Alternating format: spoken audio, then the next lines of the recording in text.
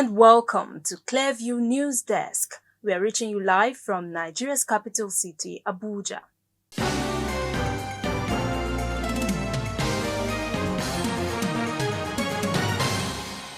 Nigeria's current situation demands action, not promises. PFN tells Tinubu. Dino Melaye fires back over attack on him, says Charly boy's destiny inside freezer. Woman drugs nursing mother, steals 2-month-old baby.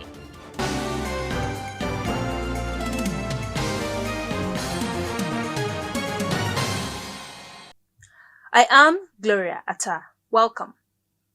A bill proposing compulsory voting in Nigeria's electoral process has sparked heated debates among citizens, lawyers, and civil society organizations. The proposed amendment to the Electoral Act 2022, sponsored by Speaker Abbas Tajuddin and Daniel Asama Ago, seeks to make voting mandatory for all eligible Nigerians with a penalty of 6 months imprisonment or a fine of 100,000 naira for those who fail to participate. Clearview's Florence Joshua brings us details on the proposed bill that just passed its second reading. Countries like Australia, Belgium, and Brazil have adopted a compulsory voting system which, according to them, fosters political participation and public accountability. While some citizens believe that election results are more likely to reflect the true will of the people with increased public participation, others believe no country, not even the most totalitarian country, compels its citizens to vote, adding that compelling people to do so is a violation of their rights. However, proponents of the bill argue that compulsory voting would increase voter turnout, foster a stronger culture of civic responsibility, and reduce electoral apathy. Mandating citizens to vote. There is no problem making it compulsory for citizens to vote. But a situation where citizens have lost confidence in their vote, it becomes a problem. Mr. Speaker, there has been some wrongs in the past that has made Nigerians not comfortable with the political system, but I believe that there must be a day that will mark the day of change. Be the mode of enforcement. It is not just good enough that we have it in our books that voting is compulsory. How will it be enforced? What are those things that citizens even enjoy? Is it that you'll be denied security? There is no water anywhere, as you say, you'll be denied your basic utilities. What exactly will be denied any man who has refused to vote in Nigeria? I don't think there's anything that can be denied any man that has refused to vote. Voting should be free. Some, even here in Parliament, some could afford. The bill that is before us is not saying it is mandatory for a Nigerian to vote either A or B. No. It's saying that you must be counted in every election, whether it be local government, state, or federal. Low voters turnout. Nigeria has consistently recorded alarming low voters turnout rates in elections. For instance, in the 2023 general election, less than 30% of the registered voters participated. This trend undermines legitimacy of election, governments, and weakened democratic institutions. Strengthening civic engagements. By making voting a legal obligation, we will instill in the citizens a sense of civic duty and shared responsibility in the governance process. Speaker, in other climate, they have simplified the way of voting, and everybody participated by simplifying it. You can vote from your home, but I will add to tell our Electoral Commission to also simplify the way we vote so that people will be motivated. Meanwhile, many Nigerians and experts have opposed the bill, describing it as draconian and unconstitutional. They argue that voting should be a right to be exercised at one's will and not a legal obligation with the threat of jail term. Concerns have been raised about the bill's impracticality, particularly in areas still recovering from insurgency or displaced populations. Meanwhile, the Economic Community of West African States, ECOWAS Court of Justice, has ordered the immediate release of Nigerian businessman Moses Abiodun, who was unlawfully detained by operatives of the now-defunct Special Anti-Robbery Squad, SARS, since 2009 without trial. In a ruling delivered on Thursday, the ECOWAS court also ordered the Nigerian government to pay the sum of 20 million naira in compensation for what it described as multiple violations of Abiodun's fundamental human right. Claiming that he was arrested in November 2008 by operatives of the now-defunct Special Anti-Robbery Squad, SARS, and detained for 5 months without charge, Abiodun said he was later remanded on March 23, 2009 by a magistrate court in Lagos State. However, he claimed that throughout his 16 years detention, he was never formally charged, tried, or convicted.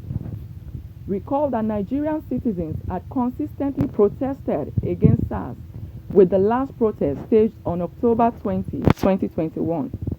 The protest against police brutality, unlawful arrest, and detention of innocent citizens resulted in shooting of protesters with records of deaths at the Lekki toll gate in Lagos. Consequently, SARS was dissolved in October 2020 over its controversial links to extrajudicial killings, extortion, torture, home invasion, child arrest, invasion of privacy, blackmail, amongst others. Abiodun's continued detention without trial, according to the court, is tantamount to anticipatory punishment and constitutes inhuman and degrading treatment. The court reiterated its order for the immediate release of Abiodun and mandated the Nigerian government to pay 20 million naira in damages for gross human rights violations he endured.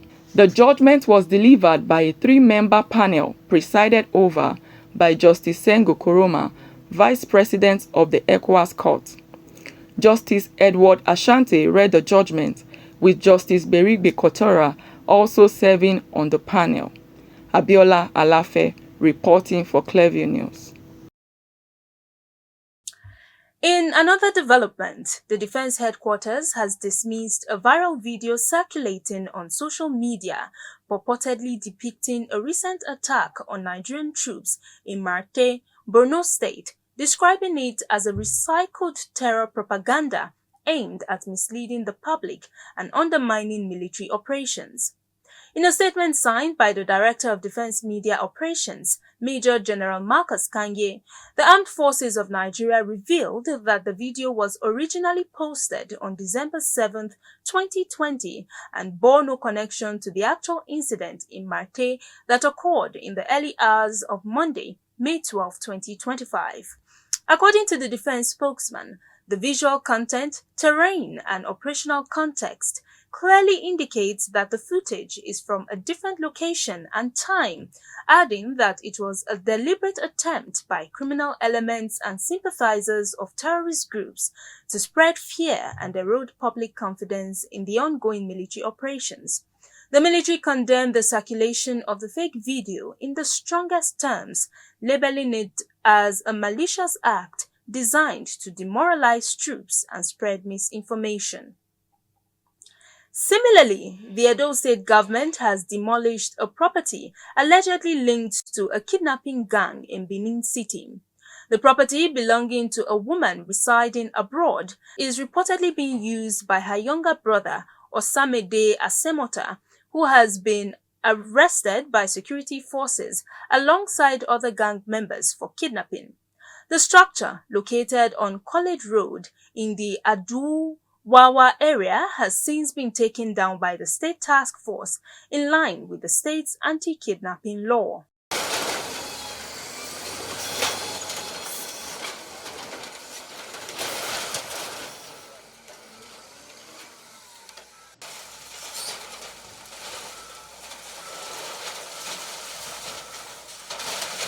I don't know the actual amount with the call, like 350 they give me.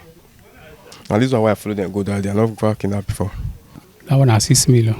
My own 1 million naira me will be 5. Governor Monday Okpeolo has maintained a firm stance against kidnapping and other serious crimes, declaring that any property used for such activities will be demolished and the land taken over by the government. Meanwhile, operatives of the Delta State Police Command have arrested a woman who reportedly drugged the mother of a 2-month-old baby boy using juice and fled with the child. The State Commissioner of Police, Mr. Olufemi Abaniwanda, who disclosed this on Thursday during a briefing at the command's headquarters in Asaba, said the mother of the child had fallen asleep after drinking the juice injected with drugs while on a business trip with the suspect from Koko to Warri, adding that the DPO of Ekpan Police Station, acting on the information received, launched an intelligence-led investigation, trailed and arrested the 49-year-old suspect. Meanwhile, the baby had been rescued and reunited with his parents. Now, the leadership of the National Association of Nigerian Students, NANS, staged a protest in Abuja on Thursday to demand the immediate intervention of the Federal Ministry of Education in the deepening management crisis at the Federal University, Oye-Ekiti, Ekiti State. The joint protest by NANS and the National Association of University Students grounded activities at the Federal Ministry of Education for several hours, with protesters carrying placards of different inscriptions and chanting, "Fasina must go." The report.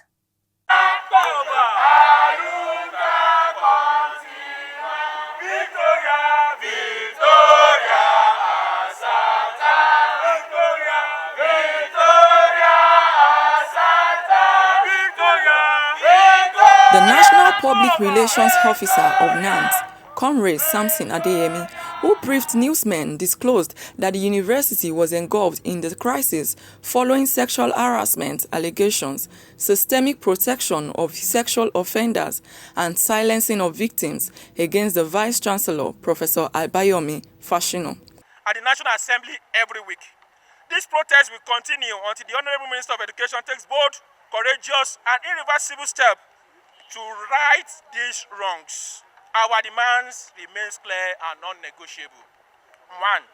Immediate dismissal of Professor Abayomi Fashino as Vice-Chancellor of Foye for enabling, covering up, and benefiting from gross misconduct and systemic abuse. 2. Immediate suspension and investigation of Dr. Agbegbedia. The case must be reopened and justice must be served for the female student involved. 3. Establishment of an independent and non-partisan investigative panel to review all cases of sexual harassment and staff victimization in Foye. 4. Legal protection and institutional safeguard for whistleblowers and survivors of harassment, including those already victimized, such as Dr. Ngozi Ole and the suspended SANU leaders. A full audit of the university finances under Professor Fashino administration by a credible anti-corruption agency, including all tax fund-related projects and litigation expenditures. Public release of findings and a timely for implementation of reforms. According to Adeyemi, the heart of the protest lies in the disturbing and well-documented case of Dr. Anthony Agbegbedia, a staff member of the Department of Peace and Conflict Studies, who sexually harassed a female student and deliberately failed her after she refused to submit to his immoral demands. When the matter was brought to light, her script was re-evaluated by an external panel where she passed honorably.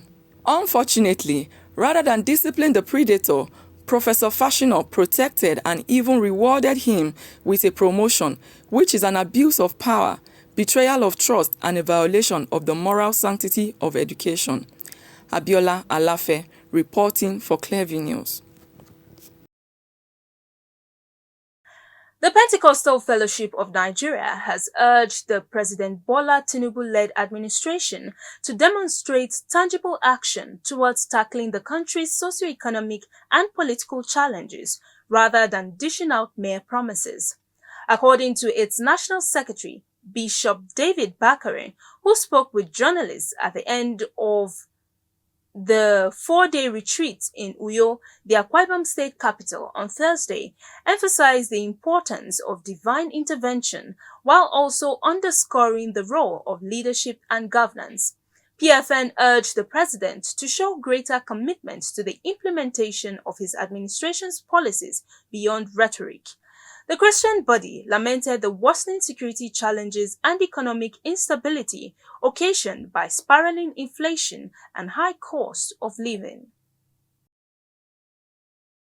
The president of the Defense and Police Officers' Wives Association, DIPOA, Ogogo Musa, has stressed the need for proper nurturing of the boy child through mentorship to ensure a society of responsible men in the near future.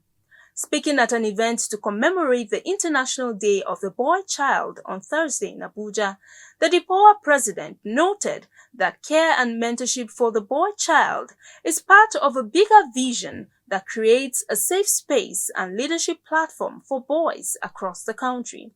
Let's join Clevius correspondent for details of the event. For several years, the conversation around gender inequality in Nigeria has predominantly focused on the empowerment of the girl child. While this is crucial and necessary, it is rather unfortunate for the boy child who has increasingly been left in the shadows despite the vital role they play in society. The Defense and Police Officers' Wives Association, DIPOA, organized a one-day event in Abuja to celebrate the boy child and the invaluable contributions they bring to their communities and families.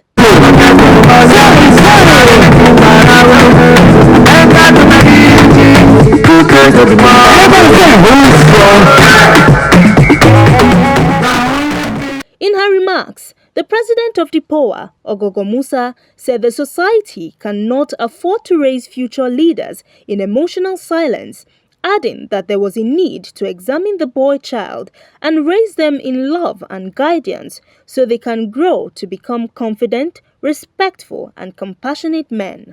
This is just to, make people aware that the boys also need to care for. The boy needs to be nurtured. They need to make the boy know that if they want to cry, they should cry. They also have emotion. Not that you tell a boy is passing through something that is supposed to be maybe crying about or expressing, and then you say you have to be strong because you are a boy. No, we want to change that narrative that these boys also have emotion. They also have some of listening, and as we train the girl child alongside, we want to also train the boy child. Also speaking at the event, the Chief of Defense Staff, General Christopher Musa, who was represented by the Chief of Defense Civil Military Affairs, Rear Admiral Olusoya Bankole, said it is rather unfortunate that boys were often primary targets for recruitment into terrorism and other non-state armed groups by violent extremists and other criminal syndicates. He added that the event served as a crucial reminder of the need to focus collective attention on their well-being, development, and protection. I salute the initiative of Mr. Ogogo Musa for bringing out this sensitization program to sensitize on the need for the boy child. More importantly is because it is the boy child that can be radicalized to be a bandit. It's the boy child that can easily be criminalized.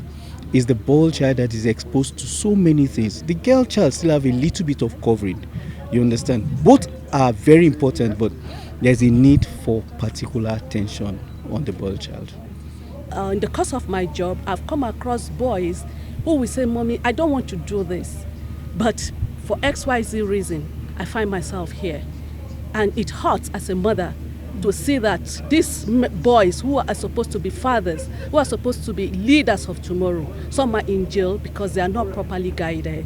So it's a welcome development, and I pray it continues and gets better as the year rolls by. Other stakeholders at the event spoke on the need to equip boys at an early age with knowledge and critical training skills necessary to navigate the complexities of the modern world and contribute to the economy. Mentorship program for these young boys. They are not living here today because they've just come. They are going to be adopted into that mentorship session, and it will continue. Now, leadership is about building people. So when they grow up, they too continue to build others. So the idea is a ripple effect that when they are properly developed and mentored, they too become mentors in return. One of my major take home from the Boys' Day celebrations today, number one is always to stay motivated. Don't allow anything distract you. Also let out your emotions, because right now, the situation in which we are in today, like boys are not allowed to show emotions because we think that we look weak. But today, what I learned is that we should always let our emotions, even though we might look weak. I learned that strength is not about your physical fitness. It's about what's mentally in your mind. You just be yourself and don't try to change who you are, because you are perfect just the way you are. Focus. That's the key word everyone has been saying. We should focus on our academics. We should focus in everything we do, set a goal to achieve ahead in future, and that will really help us to become what we want to become. The International Day of the Boy Child was introduced on May 16, 2018 to recognize the importance of the well-being and challenges faced by the male child. The event, with the theme, Empowering and Nurturing Our Future Leaders, had in attendance boys from the military and police schools in the Federal Capital Territory who were exposed to a series of mentoring and empowerment by different professionals. Highlights of the event was a talent show by different schools, cutting of the cake, and presentation of awards to participants. Former federal lawmaker and PDP governorship candidate in Kogi State, Senator Dino Melaye, has lambasted veteran Nigerian music legend and TV personality Charles Chukwuemeka Oputa, widely known as Charly Boy, over the latter's recent attack on him. Charly Boy's comment followed the lawmaker's recent video, claiming to be a limited edition and saying there is no one else like him. In his reaction, Charly Boy said Dino might be depressed amid his wealth, noting that not all mental illnesses are noticeable. Responding to Charly Boy's comment, Dino, in a video he shared on Facebook, said Charly Boy only wanted to use his name to gain popularity because his destiny has been thrown inside a freezer. If you are just joining us, you're watching the news on Clearview News Desk. We will be back after this break. Stay with us.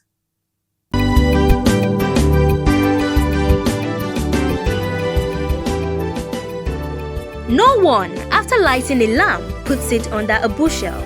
This is therefore a call to individuals, organizations, embassies, political office holders, and more to inform the world about their activities and achievements through documentaries.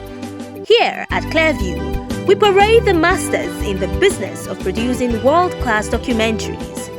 Show your stuff to the world by first contacting us through telephone number 0704 244 1177 or email us at clearviewnewsroom@gmail.com. Watch Clearview News at 7 p.m. daily, Monday to Friday on MITV, channel 255, DSTV, and on our YouTube and Facebook pages. Clearview News Desk. We clear the view, one time and for all time. You're welcome back. The Amajita of South Africa on Thursday night at the Suez Canal Stadium, Ismaila, Egypt, stopped the Flying Eagles of Nigeria's dream of reaching their 10th final of the African Under-20 Grand Final with a 1-0 victory.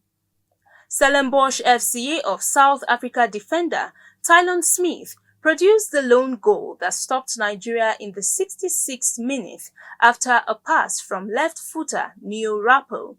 This will make the second time Amajita will appear in the AFCON Under-20 Grand Finale after 1997 when they lost to Morocco 1-0 in the final.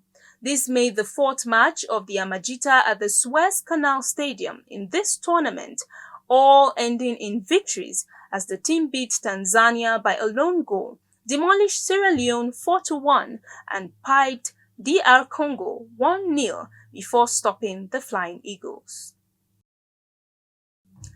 This is the Miss Syria Beauty Contest 2025. Here at Clearview News Desk, we are wondering what the judges saw before selecting the beauty queen. Maybe we should use the next few days thinking of how the beauty queen was chosen when beauty is supposed to be in the eyes of the beholder. Happy weekend all. And that's the news, but before we go, a recap of the top stories.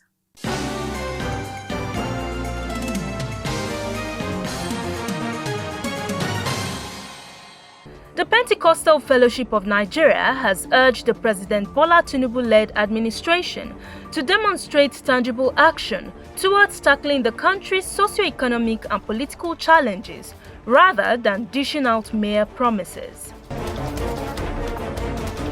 Former federal lawmaker Senator Dino Melaye has lambasted veteran Nigerian music legend and TV personality Charles Chukwuemeka Oputa, popularly known as Charly Boy, over the latter's recent attack on him.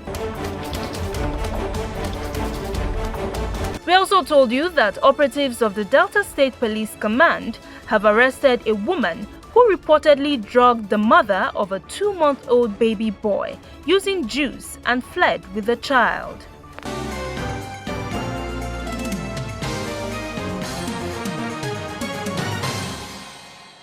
You can follow up on latest events and happenings around you via our social media platforms on Facebook, Instagram, and YouTube at Clearview News Desk, or via our handle on X, formerly known as Twitter, at Clearview Online.